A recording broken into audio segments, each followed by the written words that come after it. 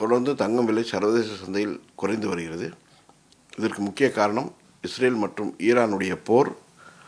ஒரு போர் நிறுத்த ஒப்பந்தத்தை இரு நாடுகளும் ஒரு சேர ஒப்புக்கொண்டுள்ளதால் தொடர்ந்து தங்கம் விலையில் சிறிதளவு மாற்றம் ஏற்பட்டு, அதே சமயம் முதலீட்டாளர்கள் பெருமளவில் பங்குச்சந்தையில் முதலீடு செய்ய தொடங்கியிருப்பதும் தங்கம் விலை சர்வதேச சந்தையில் குறைவதற்கு ஒரு காரணமாக உள்ளது. தொடர்ந்து தங்கம் விலை சரியும் அப்படின்னு பார்த்தீங்கன்னா, நிச்சயமாக இன்னும் ஓரிரு நாட்களுக்கு, அதாவது அடுத்த வாரம் கூட தங்கம் விலை சிறிதளவில் தங்கம் விலையில் ஒரு மாற்றத்தை கொண்டு வரும்.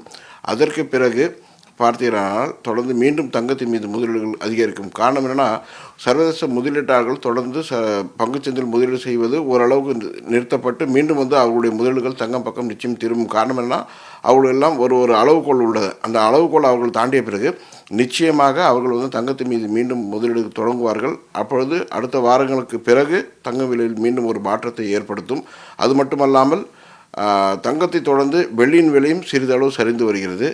இருப்பினும் அதாவது தங்கம் மற்றும் வெள்ளியில் இரண்டை பார்க்கும்போது இப்பொழுது காலகட்டத்தில் வெள்ளியின் மீது முதலீடுகள் பெருமளவில் ஒரு பெரிய லாபத்தை நோக்கியே சென்று கொண்டிருக்கின்றன என்று சொல்லலாம். காரணம் என்ன, கடந்த 2 மாதங்களுக்கு முன்பாக 100 ரூபாய், 102 ரூபாய், 105 ரூபாய் ஒரு கிராம் விற்ற வெள்ளி இன்று பார்த்தீங்கன்னா 119 ரூபாய், 120 ரூபாய். அதாவது பெரிய அளவில் ஒரு 15 முதல் 20% வெள்ளியில் பெரிய ஒரு மாற்றத்தை கொண்டு உள்ளது.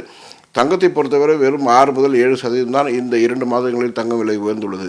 வெள்ளியினுடைய முதலீடுகள் பெரிய லாபத்தை நோக்கி செல்லும். வரும் காலங்களில் வெள்ளி ஒரு பெரிய ஒரு முதலீட்டு பொருளாக மாறக்கூடிய வாய்ப்புகள் இருக்கும். காரணம் என்னன்னா, வெள்ளியினுடைய பயன்பாடு பெருமளவில் உலக அளவில் உயர்ந்து வருகிறது. அதாவது டொமஸ்டிக் யூசேஜ், அதாவது நம்முடைய வீட்டு பொருட்களுக்கு தவிர்த்து தொழில்துறைக்கான பயன்பாடுகள் பெரிய அளவில் இருக்குது. Solar panel, electronic vehicles, aeronautical மற்றும் மொபைல் ஃபோன் மற்றும் மின்சார உபகரணங்கள், இதிலெல்லாம் பார்த்தீங்கன்னா பெருமளவில் வெள்ளியினுடைய பயன்பாடுகள் தொழில்துறைக்கு பெரிய அளவில் உதவி வருவதால் வரும் காலங்களில் வெள்ளியினுடைய முதலீடுகள், வெள்ளியினுடைய தேவை எல்லாமே அதிகரிக்கும். அதனால் வெள்ளியின் விலை தங்கத்தை விட பெரிய அளவில் உயர காத்து கொண்டிருக்கின்றன. தொழில்துறைக்கான ஒரு பெரிய தேவைகள் உலக அளவில் இருக்குது. அதாவது உற்பத்திக்கான ஒரு தேவை அதிகரித்து கொண்டே வருகிறது. அதனால் தொழில்துறை சார்ந்த பங்குச்சந்தைகள் நிச்சயமாக அதிகரிக்கும். அப்படி ஒரு சூழ்நிலை ஏற்பட்டால் உலக முதலீட்டாளர்கள் பெருமளவில் தங்களுடைய முதலீடுகளை பங்குச்சந்தையில் தான் முதலீடு செய்வார்கள். அப்பொழுது தங்கத்தின் பக்கம் அவருடைய பார்வை திரும்பாது. அதனால் தங்கம் ஓரளவு குறைவதற்கு வாய்ப்புகள் ஏற்பட்டாலும் உலகத்தில் உள்ள பெரிய வல்லரசு நாடுகள் தங்களுடைய தங்கத்துடைய இருப்பை பெருமளவில் உயர்த்தி வருவதும் தங்கத்துடைய விலை உயர்வதற்கு ஒரு காரணமாக இருக்கிறது.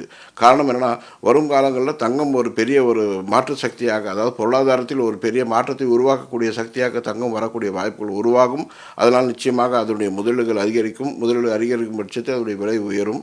சர்வதேசம் முழுக்க தங்கத்துடைய விலை நிச்சயமாக உயரும்.